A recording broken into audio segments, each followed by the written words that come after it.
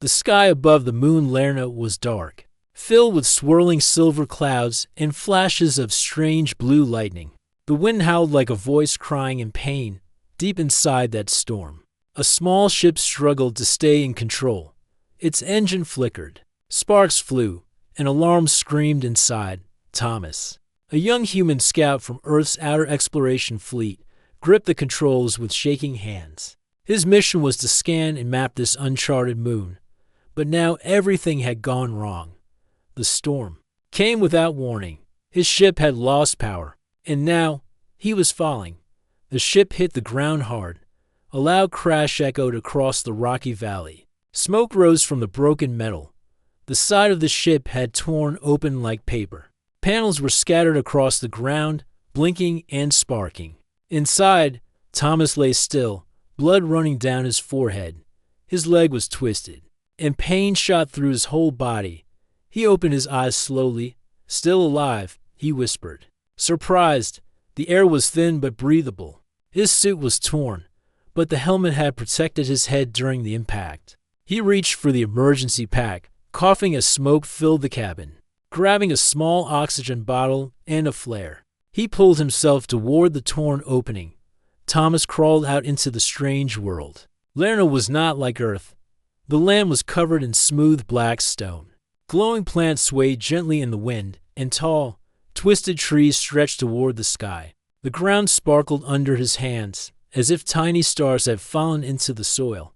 He could barely move his leg. It was broken, he knew it. Thomas dragged himself to a rock. Trying to sit up, he looked at the broken ship behind him. No signal, no beacon, no way to call for help. His fleet wouldn't return for another 8 days. He was alone. The pain grew worse. His vision blurred. The cold air bit into his skin. I won't last the night, he thought. But then, something moved. Across the valley, in the shadows between the strange trees, a figure stood watching him. At first, Thomas thought it was a trick of the light, but no, it was real. A tall, thin figure stepped out slowly, with long white hair that floated like mist around her head. Her skin was pale, almost glowing in the dark, and her eyes glowed red. Thomas reached for the flare, not sure if she was friend or enemy. But the figure raised her hand gently. She wasn't attacking. She wasn't running either. She moved with grace, calm and quiet. Her feet made no sound on the rocky ground. She came closer. Thomas tried to speak, but his throat was dry. The flare slipped from his hand. The woman knelt beside him, looking into his eyes. Her face was calm, curious, but not cold. She said something in a soft voice, in a language he didn't know. Her hands touched his broken leg, cool and smooth, like polished stone. Who are you? Thomas managed to say to his surprise. She answered in his language, though her voice had a strange, musical sound. I'm Selka, she said. You are not safe here. Thomas blinked. How do you know my language? She looked at him, not answering right away. Then she said simply, I listened, before he could ask more. She lifted him easily, as if he weighed nothing. Her strength shocked him. She carried him toward the forest, her red eyes glowing brighter as night fell. Through the trees they went, past glowing vines and quiet pools of water that reflected the stars. The air smelled of something sweet, like rain and flowers. Thomas didn't know where she was taking him, but he felt strangely safe in her arms. Soon, they reached a cave hidden behind a waterfall.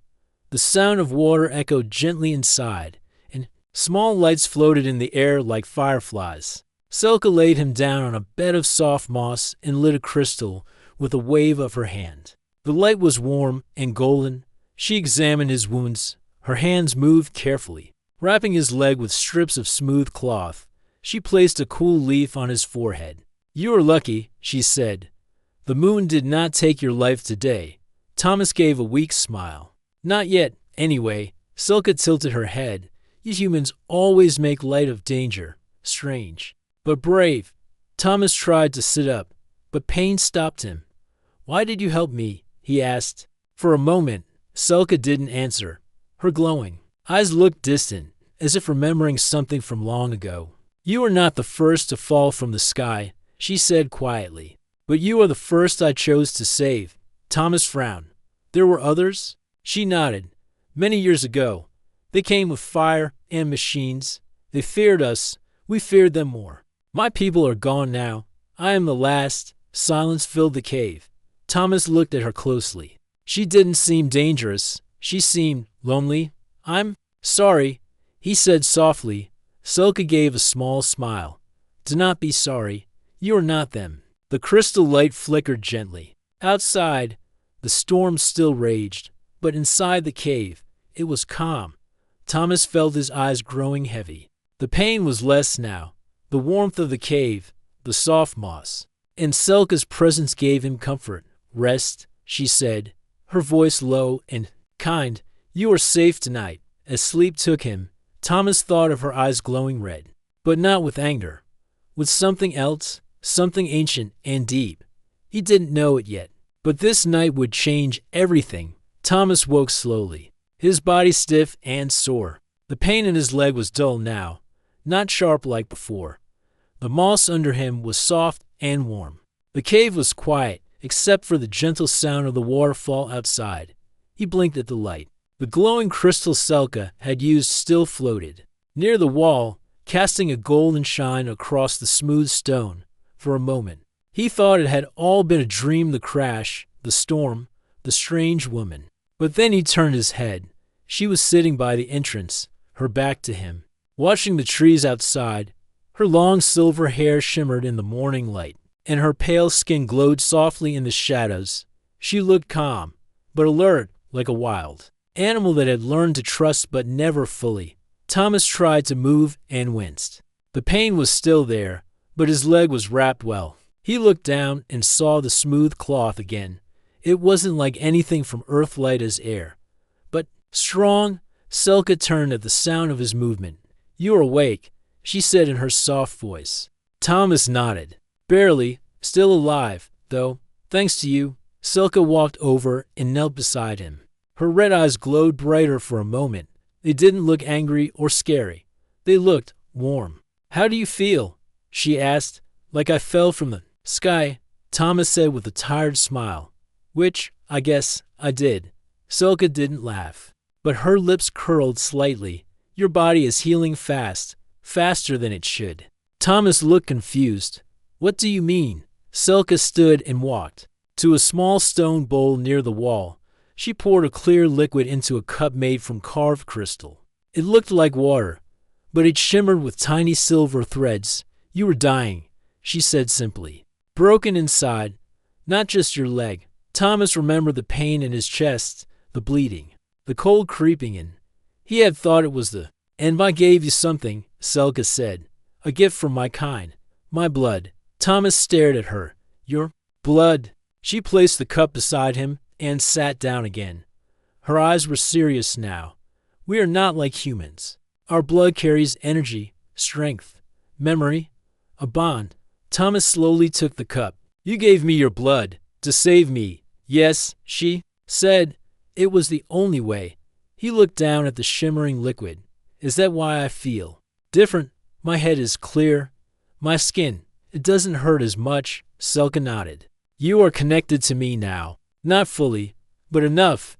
You may feel what I feel, hear what I hear. In time, it will grow stronger. Thomas took a sip of the water and set the cup down. Why would you do that? You said your people are gone. Isn't this dangerous for you? Selka looked away, her eyes distant. Yes, it is dangerous. That is why it was forbidden among my people. But I could not let you die. Not like the others. Thomas leaned back. He was still trying to understand it all. He had fallen onto a strange moon, nearly died, and now he had alien blood inside him. Blood from a woman who was not fully human, and maybe not fully safe. But she had saved him. That part was clear. He watched her quietly. There was something about her that didn't feel alien at all. The way she moved, the way she watched the world, it was thoughtful, gentle, careful. Selka, he said slowly, why do your eyes glow like that? She turned back toward him. Her red eyes shimmered softly. It is part of the bond. When I gave you my blood, the connection awakened. You see the light now. Others do not. Thomas felt a strange chill, not fear, but something close to awe. So, does this mean I'm becoming like you? She shook her head. No, your body will heal faster. Your senses may sharpen, but you are still human. You carry only a thread of what I am. He nodded, then paused. Is that why I dreamed of you last night? He asked. Celica raised her eyebrows slightly. What did you see? I saw you in the forest, Thomas said. Not just now, but years ago, standing under a tree, looking at the stars. Celica didn't speak for a long moment. Then she said, Those are my memories, a small part passed into you. Thomas stared at the cave wall. It was a strange feeling to know that someone else's life had touched his mind. But it didn't feel wrong. It felt peaceful. Suddenly, Celica stood. She moved to the cave entrance and held out her hand.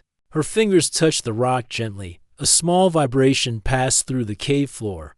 What is it? Thomas asked. Something is near, she said. Something watching. Thomas tried to rise, but Celica turned quickly. Stay. Do not move. She vanished outside, as quiet as wind. Thomas waited.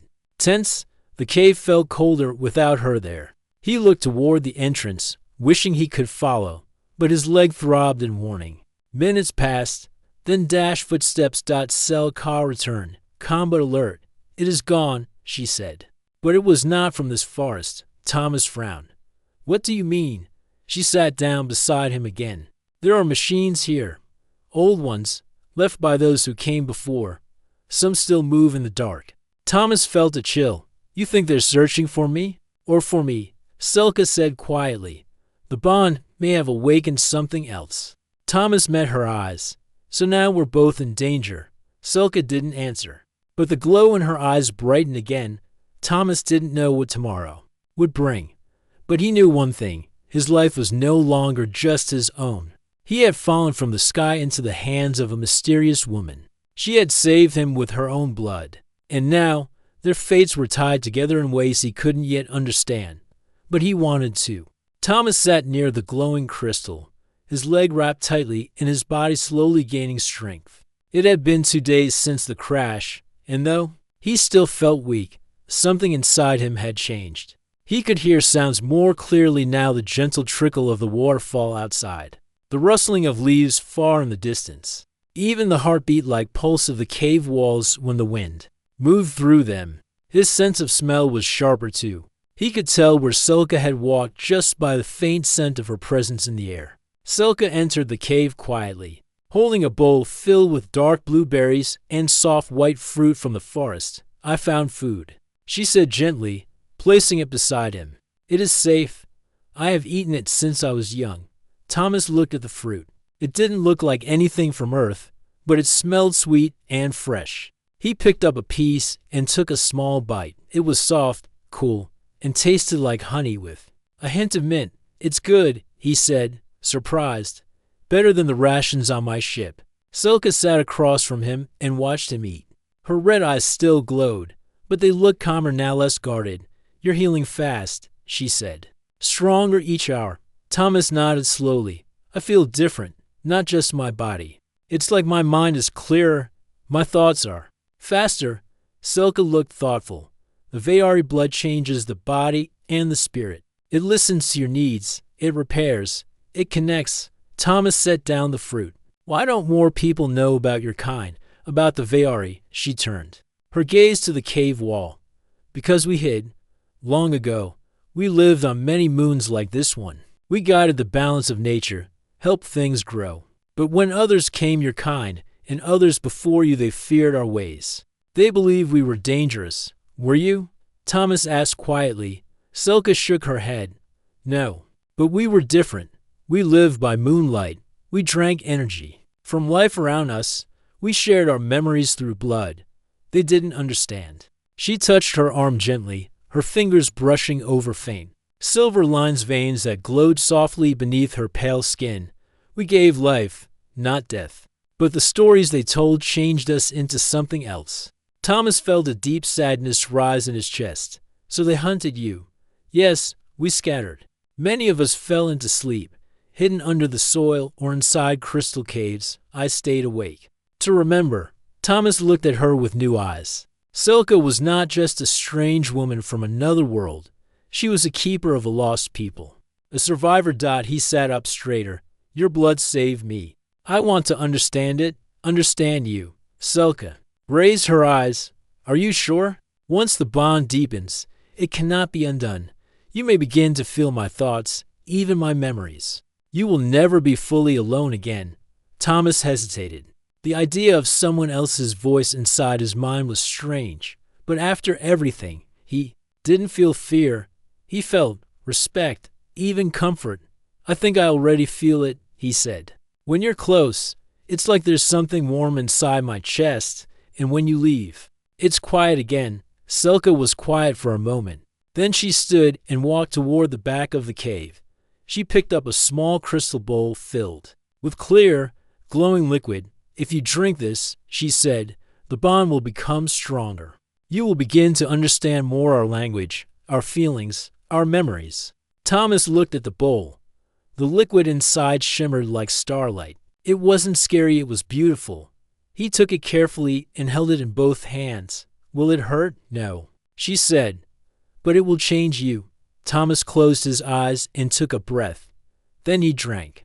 The liquid was cool and smooth, like melted light. As it passed down his throat, warmth filled his chest and spread through his arms, legs, and mind. He didn't feel pain, he felt peace. A soft whisper entered his ears. But it wasn't a voice. It was a memory. He saw a night sky filled with 3 moons. A tall tree stood in the center of a glowing field. Children with silver eyes danced in circles while songs floated in the air. Selka stood nearby, her face younger, smiling as she watched. Then the scene faded, and Thomas opened his eyes. He gasped. The world looked different now. He could see soft lights in the walls of the cave, tiny flows of energy moving like rivers. He looked at Selka, and for the first time, he could feel her emotions: quiet sadness, cautious hope, and deep kindness. I saw, he began, but couldn't find the words. You saw one of my memories. Selka said, you are part of my path now. Thomas smiled. It was beautiful. They sat in silence for a while, the air between them full of unspoken understanding. Then, suddenly, Thomas felt something sharp in his mind, a flash of fear, not his own. Selka stood quickly, her hand reaching for the wall of the cave. Her fingers touched the rock again, and her eyes narrowed. They're near, she said softly. The watchers. Thomas looked toward the cave entrance. Machines, yes, drones. From the ones who came before. They are drawn to energy, to the bond. Can they find us here? Selka shook her head. Not yet, but the bond shines brighter now. We must move soon. Thomas tried to rise but stumbled. Selka caught him gently. You are not ready to walk far, she said. Then teach me, he said. Teach me to use this gift. I won't slow you down. Selka looked into his eyes. The red glow was stronger now, like a heartbeat. She nodded. Slowly. Very well. Tomorrow, we begin. Thomas leaned back, breathing deeply. His journey had started as a simple mission. Now, he was bonded to an alien woman, filled with memories not his own, and hunted by silent machines. But he didn't feel afraid. He felt ready. The morning on Lerna was quiet, but not peaceful. Mist floated low along the ground, and pale light touched the tops of the twisted trees. Insects hummed softly in the distance. Yet both Thomas and Selka could feel that the air had changed. Something was watching. Inside the hidden cave, Thomas sat cross-legged, eyes closed, breathing slowly. Selka stood nearby, her hand raised over a glowing crystal. Her voice was soft and calm. Feel the bond. Do not think. Let your senses speak first. Thomas focused. Since drinking Selka's blood and the crystal water, his body had healed faster than he expected. His legs still hurt, but it wasn't stopping him anymore. His mind was sharper. He could feel things now, energy flowing under the ground, the heartbeat of plants, and the soft emotions of the woman beside him. It's strange, he said, opening his eyes. I can feel the wind moving through the trees, like a song, without sound. Selka nodded. You are listening well. They are here what others ignore. Thomas looked up. Is that how you found me? When I crashed? Yes, she replied. Your pain cried through the soil. The bond brought me. He stood slowly, testing his balance, and the machines, the ones searching. Will they hear us now? Selka walked to the cave's edge. Yes, the stronger the bond becomes. The brighter we shine to them. They are old, but they remember, and they hate what they cannot control. Thomas followed her outside. The forest was quiet, but his ears picked up faint clicks in the distance, metal feet stepping lightly. Scanning the ground. What do they want? He asked. To erase what is left, Selka said. Long ago, when the old war came, machines were made by those who feared us. They were told we were dangerous, that we must be removed. They obeyed. Thomas looked troubled. But the war is over. Not for them, she said. They did not know peace, only the last order they were given. Thomas looked around the strange forest. Every plant seemed to glow faintly. The ground beneath his feet was alive with energy. He could feel it now. We can't stay here forever, he said. They'll find the cave. Selka nodded. There's another place. A deep place, beneath the hills. The machines cannot enter it. It is where my people once gathered when storms came. Then we should go, Thomas said. You've already risked too much to help me. Selka turned to face him fully. You are part of the bond now, Thomas. If they find you, they will not stop with you. They will search for me again. Thomas placed his hand gently on the moss-covered stone nearby. He didn't speak, but Selka saw the look in his eyes, determined, not afraid. They began to move through the forest. Selka walked gracefully, her steps silent. Thomas followed close behind. The trees here twisted upward like reaching hands. Leaves glowed with soft green light. Strange flowers opened as they passed, sensing Selka's presence. It felt like the world was waking up with her. After an hour of walking, they reached a rocky path near the edge of a tall hill. Selka knelt and touched the ground. They've been here, she said. Thomas looked down. The footprints were shallow, but strange four-legged patterns with small spikes at the edge. Not animal, machine. Are they close? Yes, they move fast. But we can still reach the deep place before nightfall. As they continued, Thomas suddenly stopped. Wait, do you hear that? Selka paused. Her red eyes narrowed.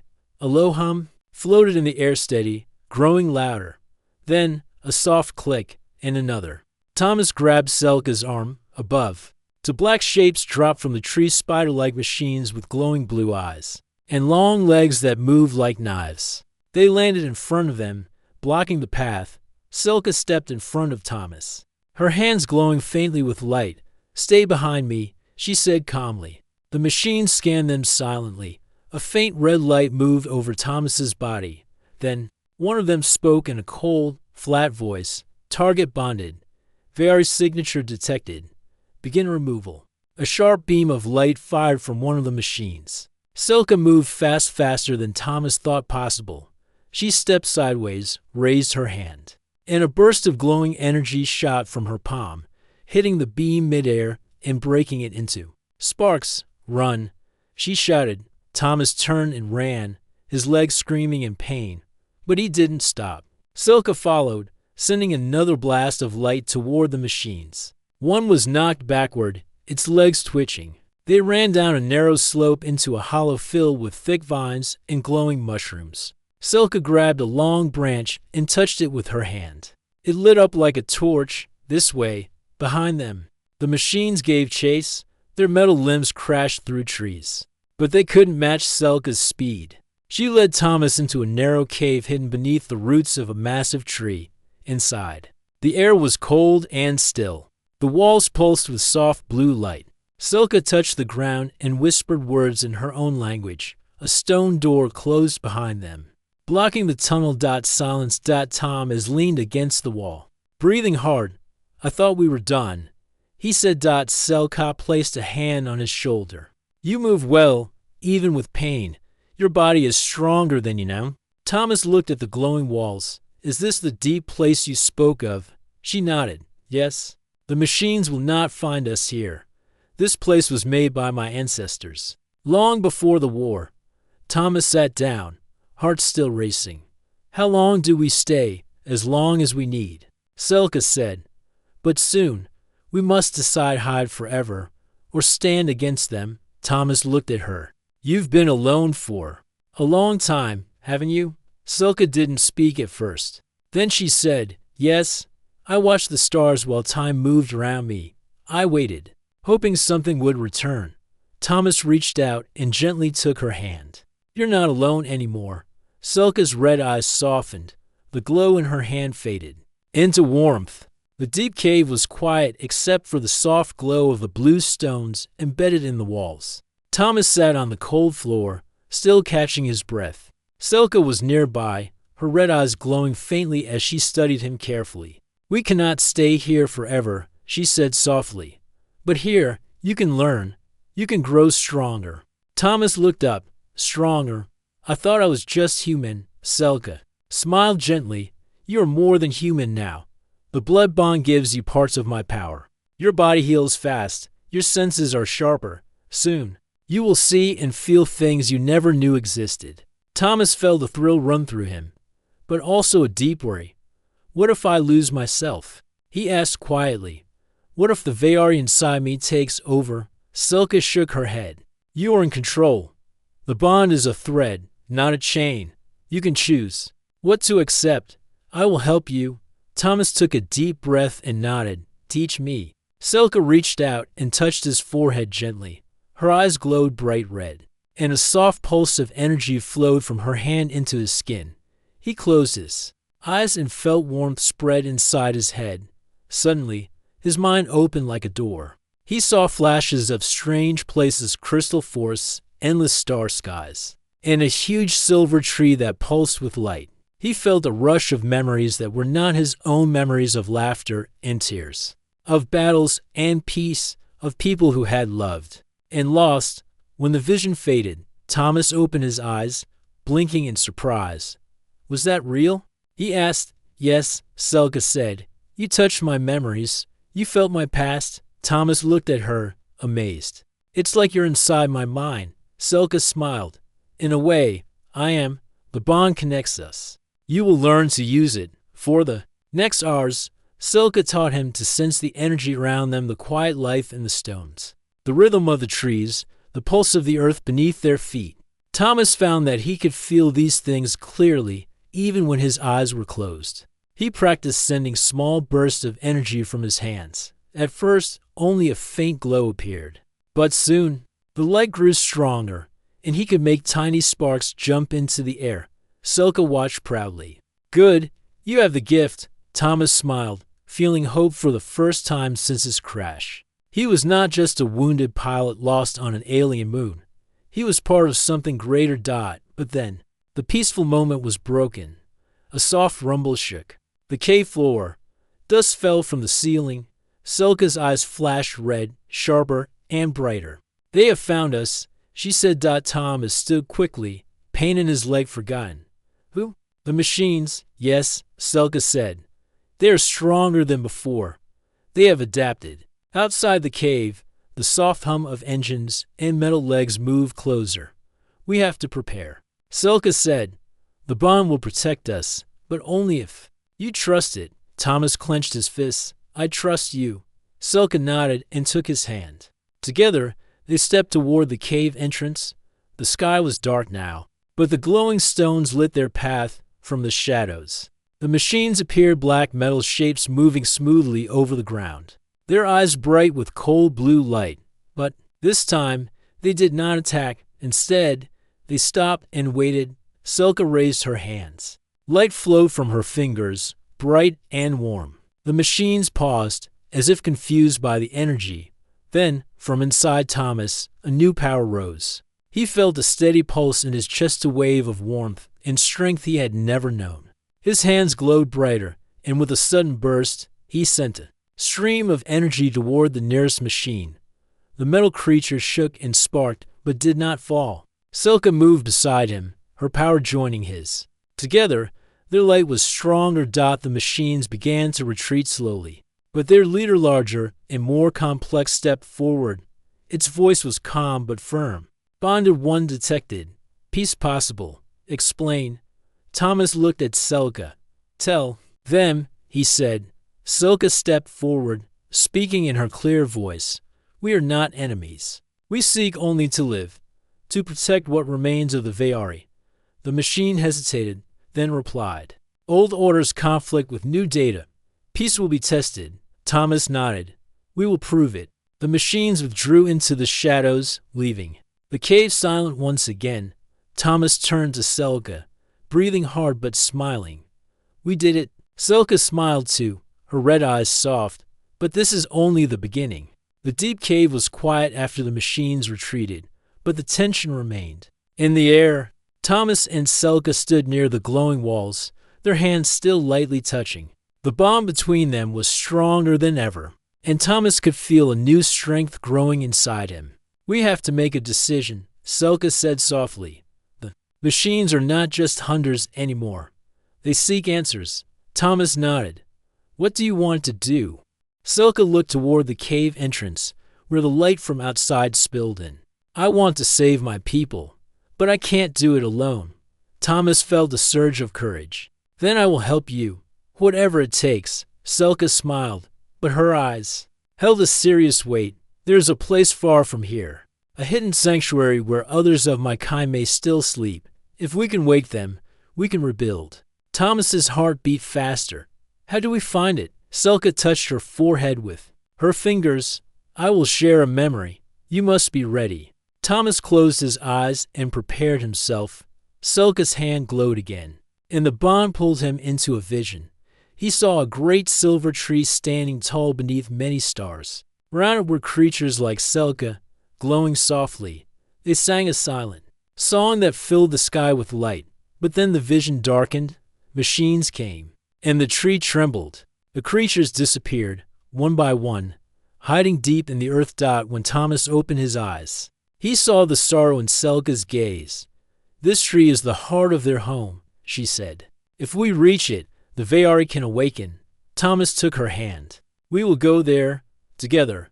They left the cave and stepped into the night. The forest was alive with light and sound. Thomas felt the bond guiding him, pulling him forward. As they walked, Selka taught him more about her people, their history, their connection to the moons, and the power of their blood. You are learning fast, she said with a small smile. Thomas grinned. I want to be ready for what comes next. Suddenly, the ground trembled beneath them. From the shadows, the machines returned, more numerous and larger than before. Selka's eyes glowed fiercely. They will not stop us. Thomas felt the power rise inside him. Together, they stood back to back, ready to face the challenge. The machines advanced, but the bond between Thomas and Selka was a shield and a sword. Light burst from their hands, pushing the metal creatures back. With each step, Thomas grew stronger, his confidence soaring. Finally, the machines halted, their leader speaking once more. Bonded ones. The path to peace is uncertain. We will observe. Selka nodded. We will prove our hope is real. The machines withdrew, leaving the forest calm once again. Thomas looked at Selka, his eyes bright with determination. We have a chance, he said. Let's take it. Together, they moved deeper into the night, toward the silver tree and the future waiting to be awakened. The sun began to rise over the hills of Lerna, casting golden light over the forest. The soft glow of the trees welcomed the morning, and the wind whispered gently through the leaves. Thomas and Selka walked side by side, following the path that led to the heart of the land, the place of the silver tree. They had traveled far, crossed rivers, climbed cliffs, and faced the machines. The bond between them had grown deeper, not just in power, but in trust. Where once they were strangers, now they were something more. Two souls connected by hope. Selka stopped near a steep slope covered in mist. She placed her hand on the ground. It's here, she whispered. Thomas looked around. The place was quiet, almost too quiet. Then the mist parted. What stood before them took Thomas's breath away. A massive tree stood in a wide, silent valley. Its trunk was smooth and silver like starlight. Its branches stretched high into the sky, glowing with soft white leaves that shimmered with every movement of the air. Round the tree, tall stone pillars stood like silent guardians. Each was covered in ancient markings, glowing faintly. This is the heart tree, Selka said. The last of the great Veari roots. Thomas stepped forward, feeling the energy in the air. It hummed gently, like a quiet song calling him closer. Is this where they sleep? He asked. Selka nodded. Yes, my people entered a deep rest here long ago, hiding from war. They trusted the tree to keep them safe. Thomas placed his hand on the silver bark. It was warm to the touch. A gentle pulse moved through it like a heartbeat. They're still here, he said. I can feel them. Selka closed her eyes. Yes, and now, we wake them. She stepped forward, placing both hands on the tree. Her body glowed faintly, and the ground around them responded. The air shimmered with soft light. Thomas joined her, and together they poured their energy into the tree. At first, nothing happened. Then, slowly, the branches of the tree began to move. The leaves glowed brighter. The ground trembled slightly. Light flowed down the trunk and into the earth. Then the stones surrounding the tree began to open. From inside them, shapes stepped out, tall, elegant beings with soft glowing skin and red eyes like Selka's. They looked around slowly, waking from a long sleep. Selka stepped forward. My brothers, my sisters, she said with joy in her voice.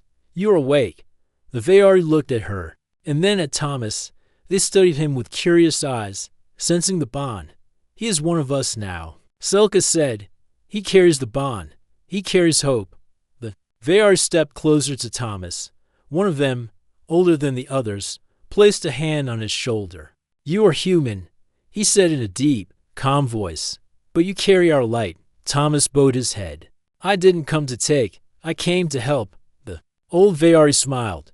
Then help you shall. The bond is chosen well. But before peace could settle, the sky darkened. A loud hum filled the valley. Thomas looked up. They're here.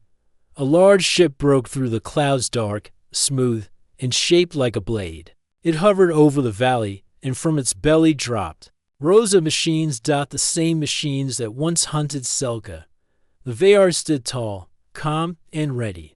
Thomas turned to Selka. Can we stop them? Selka nodded. With the bond, and with them, yes. The machines landed, surrounding the tree. Their leader floated forward, glowing with cold blue light. Unregistered Veari detected. Warning. Final removal order active. The old Veari raised his hand. The war is over. The time of destruction has passed. The machine paused. Its blue eyes flickered. Peace protocols unknown. Orders unchanged. Thomas stepped forward. Then we will show you something new. He joined hands with Selka. One by one, the other Veari touched hands, forming a circle around the tree. Light began to rise from the ground, flowing through their bodies. Then into the air. Thomas felt the energy move through him like a river, calm, powerful, and alive. The machines froze. The great tree lit up with a brilliant white light that rose into the sky, touching the ship above. For a moment, everything was still. Then, the machines lowered their weapons. The leader spoke again. New input received. Conflict no longer required. Mission status changed. The machines turned and walked away. The ship rose into the sky and vanished beyond the clouds. Silence returned to the valley, but now it was full of peace. Thomas let go of Selka's hand, his face full of wonder. We did it, he said. Selka looked around at her people. No, we did it, all of us, together. Later that night, under the stars, the Veari sang again. Thomas sat near the base of the tree, watching the sky. Selka joined him, sitting close. Do you miss your world? She asked. Thomas thought for a moment. I did. But now, I think I was meant to find this one. Selka smiled. And I was meant to find you. They sat in silence, the silver leaves above them glowing gently in the night. In the heart of a forgotten moon, with machines watching from a distance and hope rising. From ancient roots, a new future had begun, not just for the Veari, but for humanity to dot together.